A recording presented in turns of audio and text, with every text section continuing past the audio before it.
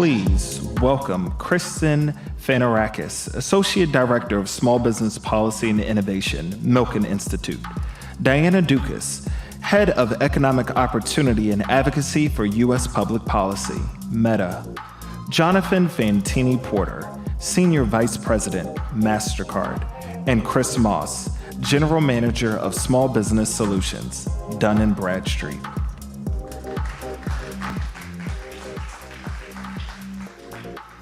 Hi, everybody.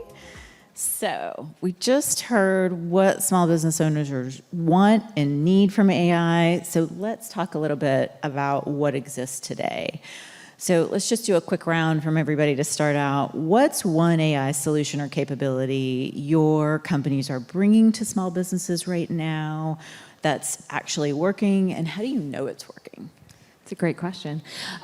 So we're bringing a lot in terms of the advertising space and really kind of integrating the small business ability to bring their marketing campaigns to broader customers and to find new customers and establish a deeper relationship with them. But one of the most exciting things that I've seen that allows them to expand in this is language translation. We've seen in some cases 192% ROI on an increase in revenue for translation from English to Spanish from one of our small businesses who has been looking to reach a new market and so has been able to do that. So we're really excited about that type of technology. That's amazing. So for us, for MasterCard, access to capital for small businesses is a big thing, right? We know that there's a $1 trillion gap in the U.S. when we think about access. We know that small businesses have a much harder time accessing capital. And so how do we leverage AI to help fiduciary institutions, lending institutions, lend more frequently to organizations, small businesses, micro businesses even, that they might not? And so working in the U.S. context with CDFIs, we've been focused on how we help them expand their data sources, leveraging payment data from our side as well as other partner data to expand that definition of what creditworthiness means. And so that's a big thing. It starts, of course, with how you get digitized. And so that's a big thing. MasterCard Strive, our program that we've been running that focuses on how you help a small business go digital, get capital, get networks, that sort of thing.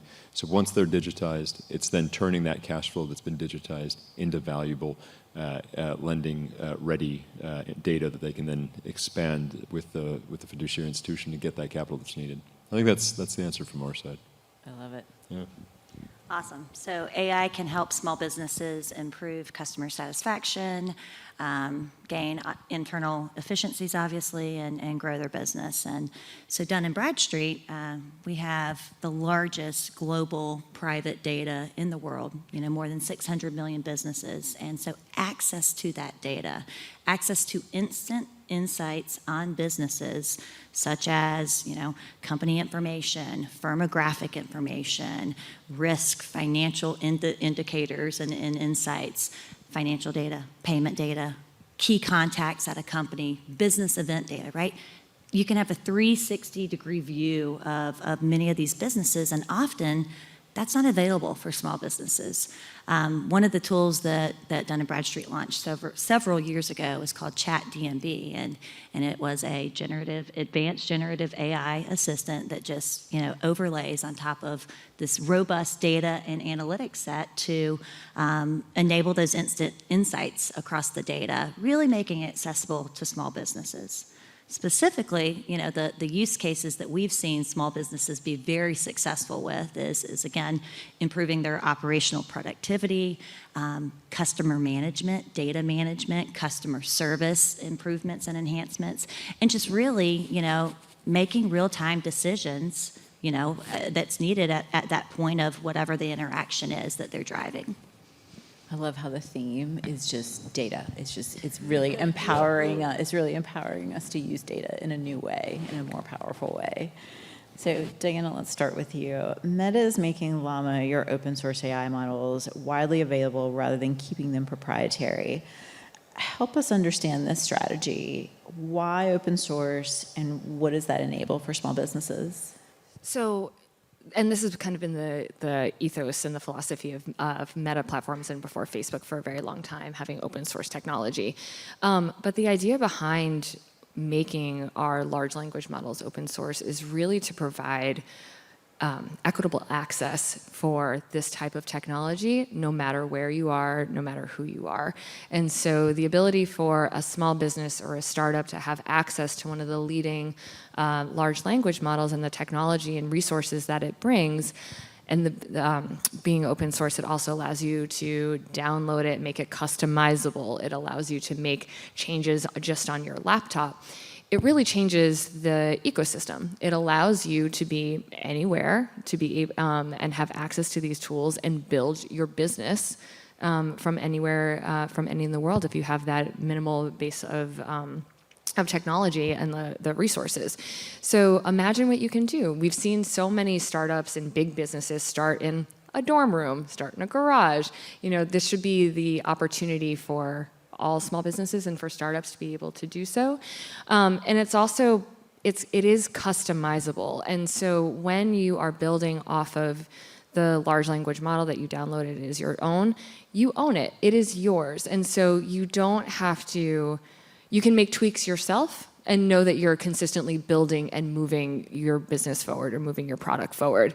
Sometimes when you're in a closed system, if the larger model gets a tweak, gets a change, it's very possible that everything that you have been working on has to be changed. And so even just starting there with the open source, we really think it's a boon in making sure that small businesses and startups can compete in the same way. Can you give us some examples? Sure. I mean, we've seen some small businesses download it to analyze irrigation systems in sub-Saharan Africa, or there's a company called Solotech that has built off of Llama that is able to bring actually AI resources offline, and that's another one of the benefits of having open source, again, because you can download it easily onto your computer. You can go and operate in more rural communities, or maybe where the broadband or your access to internet isn't as strong. And so being able to then customize and bring resources, and the company brings educational resources to more rural communities. And so by doing that, they're able to get their product out in a much better way. I love it. Jonathan, tell us a little bit about how the center is using AI to drive inclusive growth for small businesses. Yeah, it's a great question. So for context, MasterCard's Center for Inclusive Growth is the social impact arm for the company. And it's embedded into the operating model of the company, which is kind of an interesting frame in that sense. It's not a external philanthropic arm that's focused on generally kind of a grant here or there, or that sort of thing. So it is, in that sense, integrated into how we think about our strategic growth. So how are we thinking about emerging markets? How are we thinking about rural markets in the U.S.? I was just in Arkansas. We just had an event down there with Heartland Forward that we work with very closely on efforts, and I know so many other colleagues do. So that center, operating as a business unit for strategic growth in MasterCard, focuses on how you ensure that as we're thinking about these emerging technologies, that it is an inclusive innovation approach to it. And so what that means for us, for MasterCard, is how are you taking products, how are you taking our services, how are you taking the tools that we develop, how are you taking the expertise that we put out in the world, and ensuring that all of those reach populations that otherwise might not be directly aligned with a traditional business model, but see the long-term pipeline and benefit to that as we think about reach. I think I was just in Mexico. We just celebrated our digitization of 400,000 small businesses in Mexico. And that's some of the most bottom of the pyramid micro and small businesses that you can reach in rural regions in Mexico. That's a significant step forward. And I think to your point, how you reach that, what tools you use, and I'll mention some in a second, leveraging AI.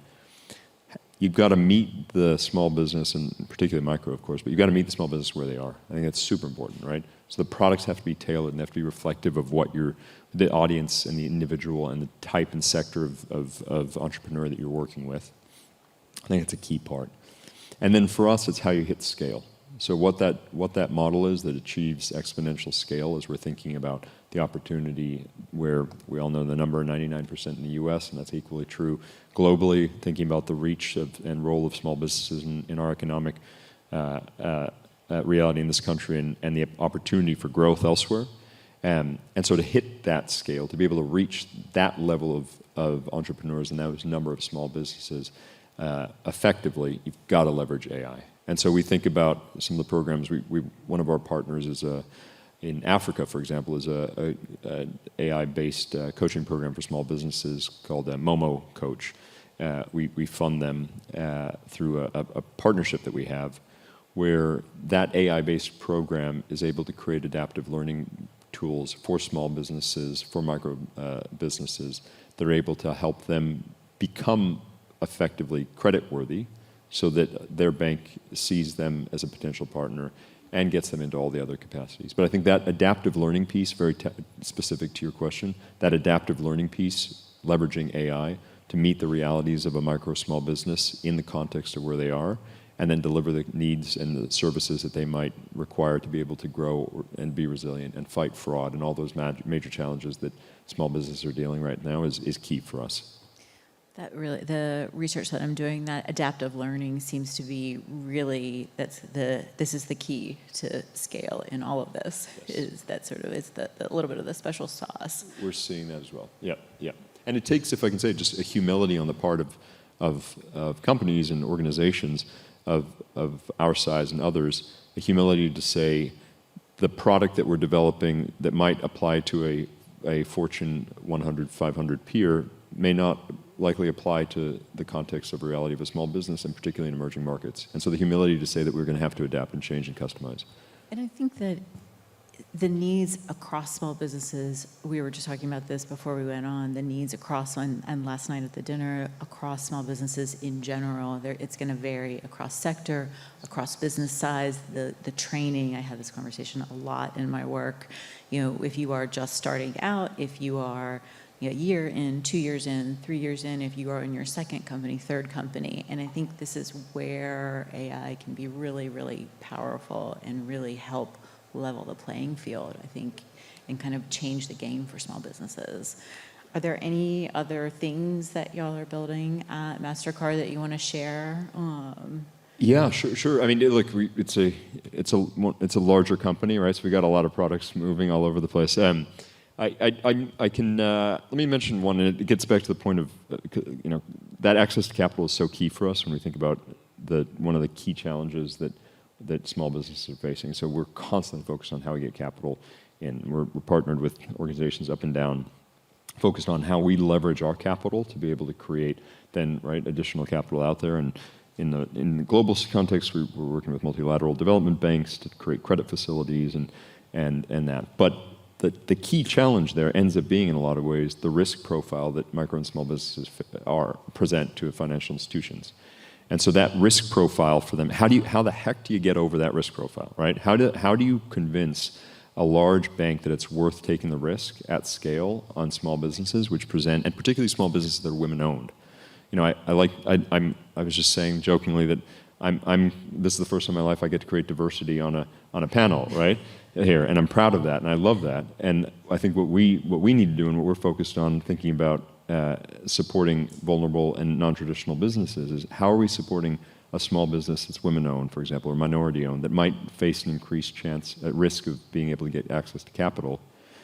That path, leveraging AI, is things like a program in Colombia, for example, that we use, Quipo, that expands the sources of data, leveraging AI for how banks are assessing a small business an opportunity for credit. And so it's getting, thanks to AI, pretty expansive in the data sources. So even practices and habits related to sort of social media use and SMS use and that sort of thing, right, depending on the context.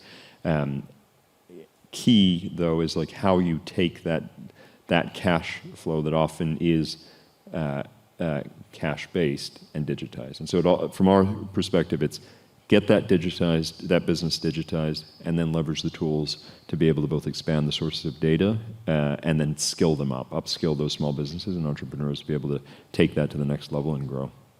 I love it. Let's keep going on data. Okay, Chris, small businesses are navigating uncertain economic conditions right now. They need to control costs, find the right funding, try to anticipate what's coming. You know, we're all trying to predict the future. How is Dun & Bradstreet using AI to help them do that?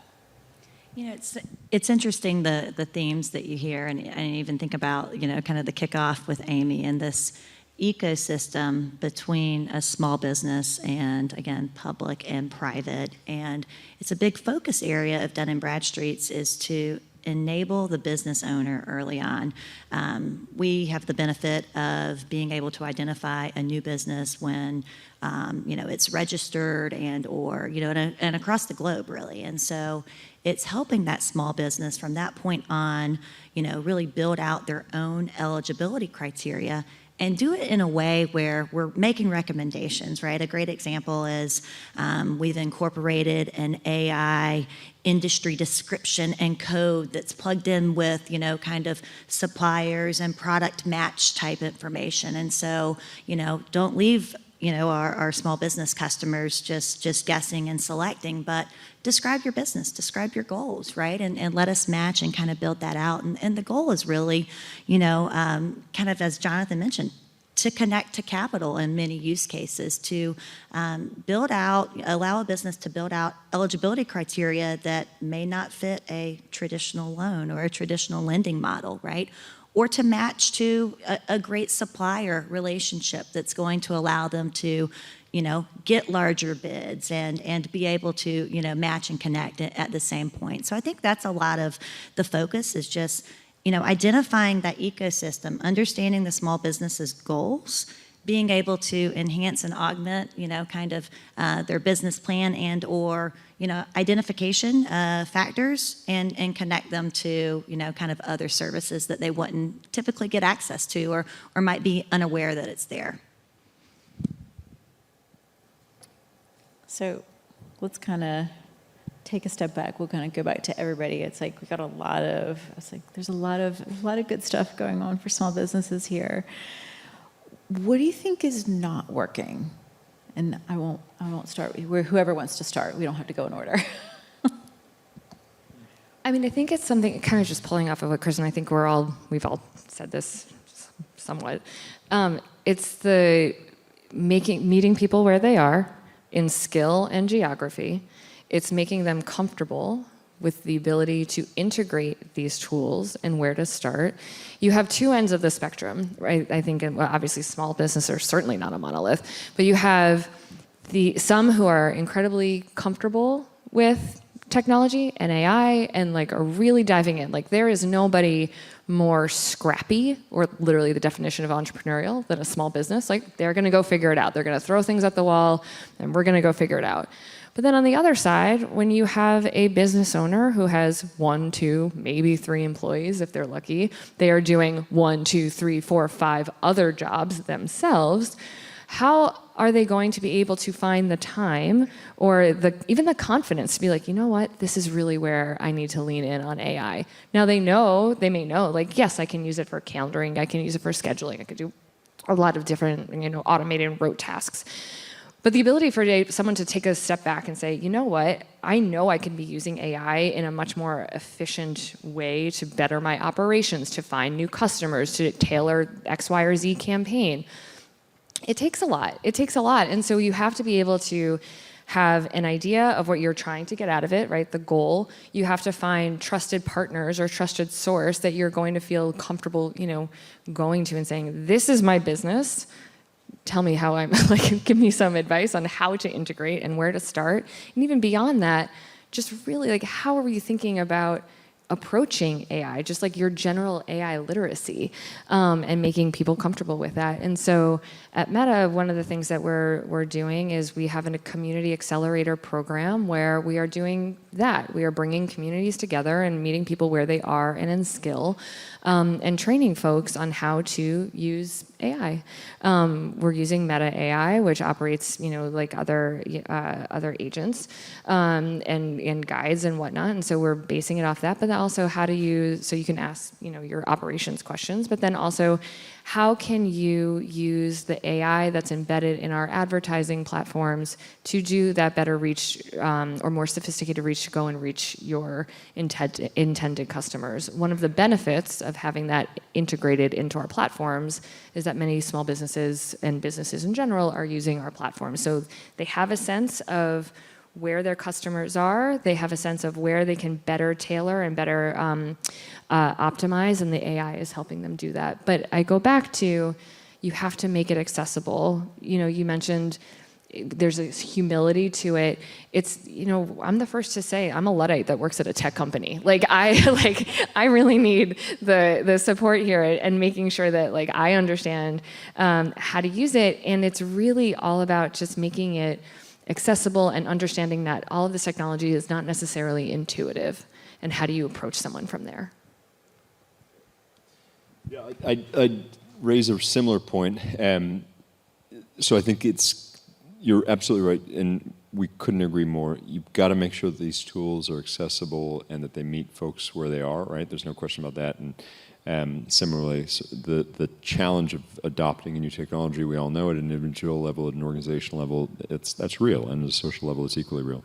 I think that there's a zoom out as well, which is that as we're thinking about the explosive nature of these technologies, that the benefits, from our case, from a MasterCard perspective, we want to make sure that the benefits of a digital economy reach the largest number of population that we can, right? That's essential. And that is equally true thinking about how these emerging technologies reach a broader population. So that is something that is so foundational when we think about the mission that we're on at MasterCard, at the center, beyond that, and outside the company, and personal levels. How do we make sure that the benefits of all these technologies are both reaching folks indirectly, and then from a skill perspective, reaching folks at a personal level? I think about in the rural communities in the U.S., for example. I mentioned Heartland Forward. Some of the work that we're doing with them is ensuring that those skills are reaching rural communities in the U.S. So how are we training folks in rural communities in the U.S. to be able to use those products, A, but then also build those products, B? And I think without that, we start to see continued levels of consequences from a gap between folks who are having access to these skills and this technology and those who aren't, and another sort of level of challenges of that gap that we see in so many ways globally. So that degree of access, making certain that as innovation emerges, as we see the explosive nature of it, that it's an inclusive innovation, and it's one that reaches and benefits the largest number of people that we can. I think it gets back to, it's not a one-size-fits-all approach, and where, just as we've seen the pace of AI adoption, the pace of AI, innovation, and really, kind of the pace of the efficiencies and the gains, it's moved so fast that, we've been talking to our customers, and more so on the corporate side, and I really like that, the humility of, well, does this work for small businesses as well? And, even in the last several years, it's been, well, we just need it to be easier to get insights from your data. Just like give us a tool that, produces, kind of that adaptive, gives us the answer.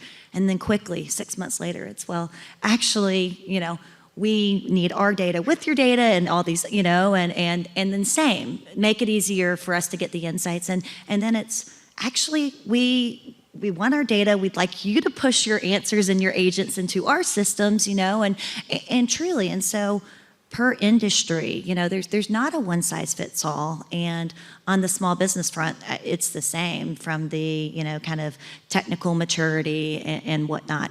The other thing that's not one size fits all, and specifically, for various industries, the data matters. And that's what I think is a concern, is that, if you do not have accurate data sources depending on your use case, then your output is going to lead you astray, right? It's going to produce the wrong output for you. So, I mean, those would be my two. I mean, it will be critical to continue to have these private-public partnerships and to really find a good innovation partner that's accessible, to small businesses as well, to really say, what's your use case? What are you trying to do? Let's make sure we have the right data, the accurate data behind it so that you can be successful.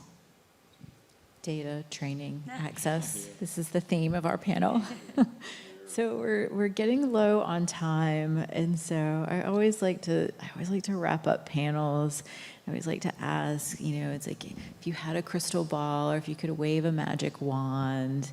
And so I always like, if you could wave a magic wand, what developments would you want to see? Or if you had a crystal ball, what is the capability or solution that is emerging or in development that you think, is going to be game changing for small businesses? So I'll give you can take either one. I'm happy to go, and I'm lucky to go first because I'll throw out one that's probably. But as I think about agentic AI, right? There's no surprise there. But that's when we think about the potential for maximizing efficiency in small businesses, reaching new ways, creating adaptation in all models, marketing and beyond, customer experience, and the rest. The ability to leverage agentic AI in that sense is a real opportunity. I will say though that. And this theme I think is increasingly coming out. That isn't to suggest that it replaces everything, nor is it to suggest that that's just a fix-all for everything, right? But the potential there is real, and we can see it as we think about just now even the leveraging of that in context of marketing and customer experience online. You see very quickly how a small business who previously could not engage a foreign market is now able to leverage multilingual models to be able to engage customers in markets they otherwise might not have, right? And Meta is a great example of how that's being leveraged in so many ways and in marketplaces online. So there's just an incredible opportunity, I think, for that force multiplier that comes from agentic. So that would be mine. Sorry to steal the easy one. I'm glad you did. I'm actually really excited about the future of wearables and the AI technology that's embedded in the wearables. I don't know if anyone here has tried our Meta Ray-Bans. Mine are getting prescription glasses or prescriptions in them because I can't see, so these are not them. But they're really cool, but two, I'm not here hawking a product, but like the opportunity of having an AI assistant at your ear without having to take out your phone, with having to have to look things up, really does actually allow for greater in-person interaction, especially with your customers, especially with your employees.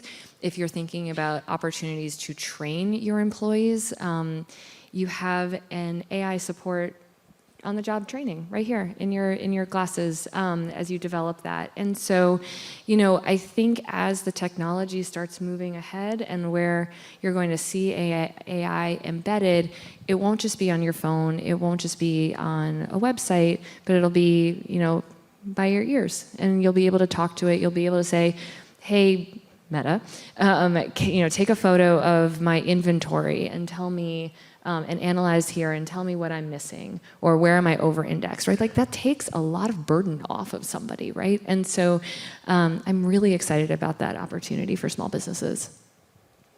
It's a hard one, and those are both phenomenal answers. I mean, as I mentioned, I think we're talking about things, agents and integrations that we weren't talking about even a year ago and 2 years ago, and so I'm not even going to go to the crystal ball. I will just go to a use case that I think is ripe for AI innovation and insurance and recommendations and whatnot. What a hard use case in industry, right? So.